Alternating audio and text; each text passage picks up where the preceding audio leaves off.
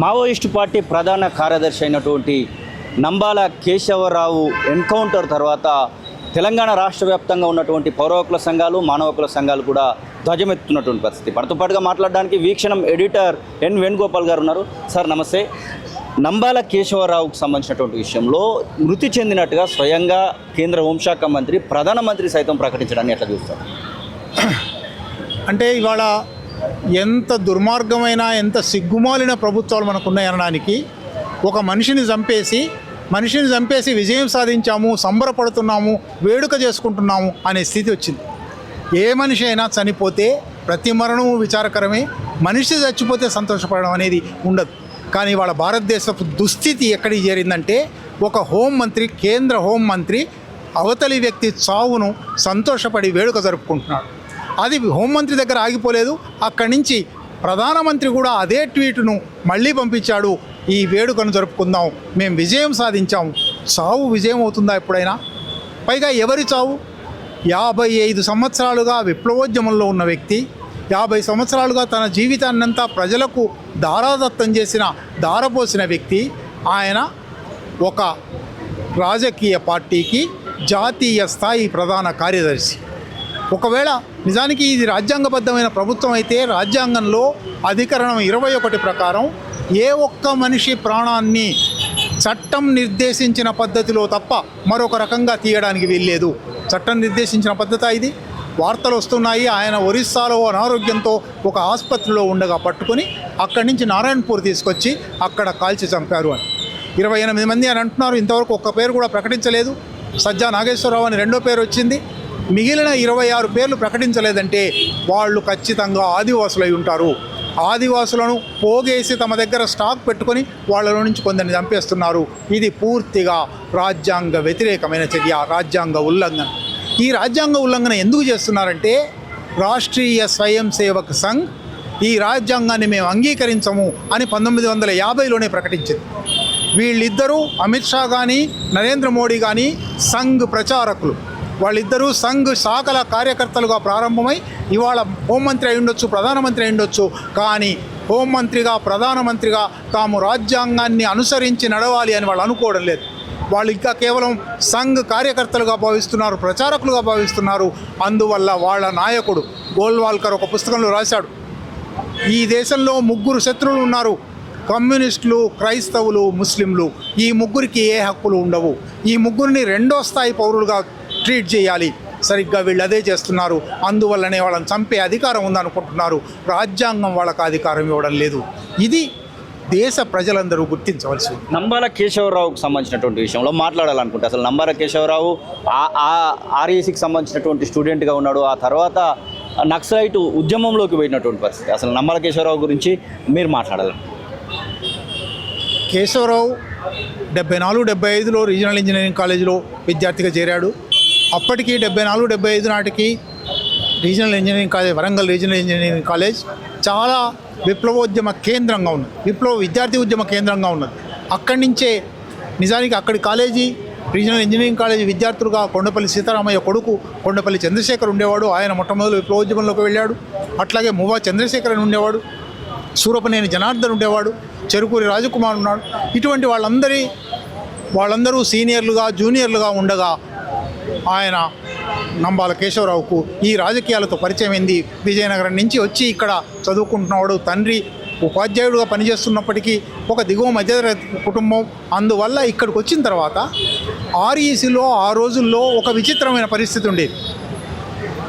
ఆంధ్రప్రదేశ్ నుంచి తెలంగాణ, అప్పుడు ఉమ్మడి ఆంధ్రప్రదేశ్ నుంచి ఉన్న విద్యార్థులందరూ పేద విద్యార్థులు, దిగువ మధ్య తరగతి విద్యార్థులు, మెరిట్ ద్వారా వచ్చిన విద్యార్థులు. అట్లా కాకుండా మరికొందరు బీహార్ నుంచి, ఉత్తరప్రదేశ్ నుంచి భూమిహార్ల పిల్లలు, బ్రాహ్మణుల పిల్లలు, అగ్రవర్ణాల పిల్లలు కూడా ఉండేవాళ్ళు. వాళ్ళు పేడ్ సీట్లలో వచ్చి ఉండేవాళ్ళు. వాళ్ళు అందరికందరూ ఏబీవీపీలో ఉండేవాళ్ళు. వీళ్ళందరికందరూ ఆర్ఎస్యు ఇంకా ఏర్పడలేదు. ఆర్ఎస్యు 74లో ఏర్పడింది, ఏర్పడే క్రమంలో ఉంది. ఆర్ఎస్యు ఏర్పాటులో భాగమయ్యాడు కేశవరావు. ఈ 2 విద్యార్థి సంస్థల మధ్య ఉన్న ఘర్షణలో అనేక అటు ఇటు హత్యలు జరిగాయి. అటువంటి ఒక హత్య కేసులో కేశవరావును పెట్టారు, అరెస్ట్ చేసి జైల్లో పెట్టారు.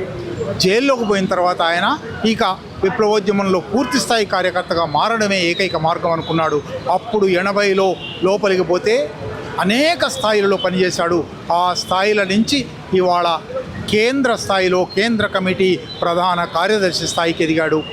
ఆయన జీవితం నిజానికి ఒక గొప్ప ఆదర్శవంతమైన ఆర్ఈసీలో ఆ రోజుల్లో 50 సంవత్సరాల కింద సీటు రావడం అనేది కష్టమైన విషయం. అటువంటి చోట సీటు సంపాదించుకొని ఒక ప్రతిభావంతమైన విద్యార్థిగా ఉండి అక్కడి నుంచి ఇవాళ విప్లవోద్యమ అగ్ర నాయకత్వం దాకా ఎదిగాడు. ఆయన జీవితం ఒక సందేశం ఇస్తుంది. ఆయన మరణం కూడా ఒక సందేశం ఇస్తుంది. ఆయన మరణం ద్వారా నిజానికి చాలా విచారకరమైన మరణం అది. భారత ప్రజలకు భారత విప్లవోద్యమానికి తీరని లోటు.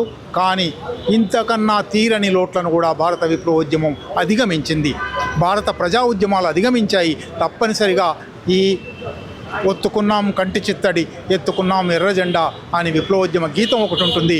తప్పనిసరిగా కేశవరావు అమరత్వం వృధా కాదు.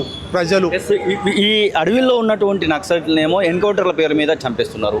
మావోయిస్ట్ సానుభూతి పరులు అంటూ అర్బన్ నక్సలైట్స్ అంటూ కొంతమంది పైన మీ పైన కూడా అట్లాంటి పరిస్థితి ఎన్ఐఏ సోదాలు చేసేటువంటి పరిస్థితి వచ్చింది. వరవరరావు గారి పైన ఇప్పటికే కేసు ఉంది, ముంబైలో ఉంటున్నటువంటి పరిస్థితి. సాయిబాబా గారు బయటకు వచ్చిన తర్వాత నిర్దోషి అని తేలిన తర్వాత కూడా అనారోగ్య కారణాల దృష్ట్యా చనిపోయినటువంటి పరిస్థితి. ఈ మొత్తం సినామియం చూస్తూ ఉంటే ఈ బయట ఉన్నటువంటి వాళ్ళను జైల్లో వేయడము, అలాగే అక్కడ ఉన్నటువంటి వాళ్ళని ఎన్కౌంటర్ చేయడం ఎట్లా చూస్తుంది? నిజానికి దీనికి నేను జవాబు చెప్పవలసిన అవసరం లేదు. రాహుల్ గాంధీని అర్బన్ నక్సల్ అని అన్నాడు నరేంద్ర మోడీ. కాంగ్రెస్ పార్టీ 2024 ఎన్నికల ప్రణాళికను మావోయిస్ట్ ప్రణాళిక అన్నాడు. అంటే మా వైపు లేకపోతే మా శత్రుపక్షంలో ఉన్నట్టే అనే ఒక అభిప్రాయం. భిన్నాభిప్రాయాన్ని సహించని, ఏకీభవించనోని పీక నొక్కు సిద్ధాంతం ఫాసిజం అన్నాడు కాళోజీ. సరిగ్గా ఆర్ఎస్ఎస్ సిద్ధాంతం అది. ఏకీభవించని ప్రతివాడు తనకు శత్రువే. అందువల్ల అర్బన్ నక్సల్ అనే మాట కొత్తది కాదు, భయపడవలసింది కాదు. ప్రజల సమస్యలు ఉన్నంతకాలము, ఆ సమస్యల పరిష్కారం కోసం ప్రజలు పోరాడుతున్నంత కాలము వాళ్ళ పక్షాన నిలబడడం బుద్ధిజీవుల బాధ్యత. ఆ బాధ్యతను నెరవేరుస్తున్నాము. ఏ అర్బన్ నక్సల్ అనే ముద్రపడినా, దానివల్ల కేసులు వచ్చినా, దానివల్ల హత్యా ప్రయత్నాలు జరిగినా వేరిచ్చేది లేదు.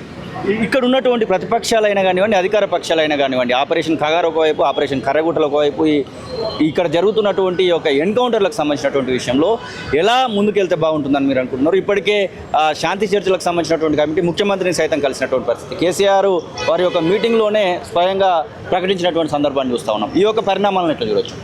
నిజానికి తెలంగాణలో ఈ 2 డిమాండ్ల మీద వెంటనే కాల్పుల విరమణ జరపాలి, మావోయిస్టులతో శాంతి చర్చలకు సానుకూల వాతావరణం సిద్ధం చేయాలి అనే 2 డిమాండ్ల మీద పెద్ద ఎత్తున ప్రతిస్పందన వచ్చింది. ప్రధాన ప్రతిపక్షమైన బీఆర్ఎస్ లక్షలాది మంది సభలు పాల్గొన్న వరంగల్ సభలో కేసీఆర్ స్వయంగా అడుగుదామా, కేంద్ర ప్రభుత్వానికి ఉత్తరం రాద్దామా అంటే లక్షలాది మంది అవును అవును అని ప్రకటించారు. అంటే ప్రజలలో అది ఉంది. బీఆర్ఎస్ మాత్రమే కాదు, కాంగ్రెస్ స్వయంగా అధికార పక్షంగా ఉండి ఒక కమిటీ వెళ్ళి కలిసినప్పుడు ముఖ్యమంత్రి రేవంత్ రెడ్డి కూడా నాకు కూడా ఇవే అభిప్రాయాలు ఉన్నాయి, కానీ మాది కేంద్ర జాతీయ పార్టీ కాబట్టి మా అధిష్టానంతో మాట్లాడుతాను అన్నాడు. మొన్ననే ఢిల్లీలో కోఆర్డినేషన్ కమిటీ ఫర్ పీస్ అనేది ఏర్పడింది. వాళ్ళు జాతీయ అధ్యక్షుడు ఖర్గేను కలిశారు, రాహుల్ గాంధీని కలిశారు. వాళ్ళు మేము సానుకూలంగా పరిశీలిస్తాము అని అన్నారు. అట్లాగే రాష్ట్రంలో 10 వామపక్ష పార్టీలు ఒక ప్రెస్ కాన్ఫరెన్స్ పెట్టాయి, తర్వాత బహిరంగ సభ పెట్టాయి. తెలంగాణ జనసమితి కాల్పుల విరమణ జరపాలి, చర్చలు జరపాలి అన్నది. తెలంగాణలో ప్రజాభిప్రాయం సంపూర్ణంగా కాల్పుల విరమణకు అనుకూలంగా ఉన్నది, చర్చలకు అనుకూలంగా ఉన్నది. కనుక ఇది దేశవ్యాప్తంగా అయితే ఇవాళ దేశవ్యాప్తంగా ఒక కమిటీ ఏర్పడింది కాబట్టి, దేశవ్యాప్తంగా పనిచేస్తుంది కాబట్టి ప్రభుత్వపు మెడలు వంచడం అసాధ్యమని నేనైతే అనుకోవడం లేదు. 2026 మార్చి నాటికి మావోయిస్ట్ అన్నటువంటి పదమే లేకుండా చేస్తాం, నక్సల్ సంతమే మా లక్ష్యం అంటున్నాడు కేంద్ర హోంశాఖ మంత్రి అమిత్ షా. నిజంగానే అది జరగడానికి అవకాశం ఉందా? తెలంగాణనే కాదు, ఇటు బీహార్ అయినా కానివ్వండి, అక్కడ ఛత్తీస్గఢ్ అయినా కానివ్వండి, మహారాష్ట్ర, ఏపీ, జార్ఖండ్, ఇట్లా ఏ ప్రాంతంలో కూడా లేకుండా చేస్తామంటాం. జరిగే పని ఉందా? అది జరిగే అవకాశం ఉందా? చరిత్ర నుంచి ఒక విషయం చెప్పాలి. ఇటువంటి మాట ఇది మొదటిసారి కాదు. 1970 జూలై 11వ తేదీ నాడు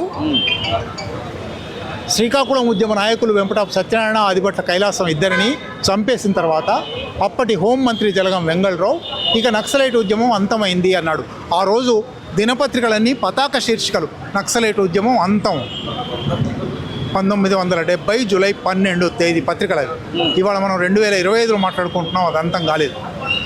ఈ మధ్యకాలంలో అనేక రాష్ట్రాల ముఖ్యమంత్రులు, అనేక రాష్ట్రాల హోంమంత్రులు, అనేక రాష్ట్రాల డీజీపీలు, స్వయంగా దొర ఇవాళ నంబల కేశవరావు విషయంలో మాట్లాడాడు. దొర 20 సంవత్సరాల కింద అనంతపురంలో ఒక సభలో మాట్లాడుతూ 6 నెలల్లో నక్సలైట్లను మాయం చేస్తామన్నాడు. నేను అప్పుడు దాని మీద దొరగారు ఆకలిని మాయం చేయండి అని రాశాను. ఆకలి, నిరుద్యోగం, అధిక ధరలు, సామాజిక వివక్ష, సామాజిక అసమానత ఈ సమస్యలు ఉన్నంతకాలం ఈ దేశంలో ఉద్యమాలను ఎవరు నాశనం చేయలేరు. ప్రజలు వాటి కోసం పోరాడుతూ ఉంటారు. మావోయిస్ట్ పార్టీని అంతం చేయడం అంటే మావోయిస్ట్ పార్టీ నాయకులను అంతం చేస్తారు కావచ్చు. ఆ భావాలు ఉంటాయి కదా, తిరుగుబాటు భావాలు ఉంటాయి కదా, తిరుగుబాటు భావాలను అంతం చేయడం అనేది అసాధ్యమైన విషయం. అది ఒక పగటి కళ. ఇది ఎన్ వేణుగోపాల్ వీక్షణం ఎడిటర్ చెప్తున్న మాట. మొత్తం మీద నంబాల కేశవరావుకు సంబంధించినటువంటి ఎన్కౌంటర్ విషయంలో మాత్రము ప్రతిఘటించాల్సినటువంటి సందర్భాన్ని అయితే వారు గుర్తు చేస్తున్న పరిస్థితి. కెమెరా పర్సన్ మహేష్తో కలిసి శ్రీనివాస్, కాలోజీ టీవీ, హైదరాబాద్.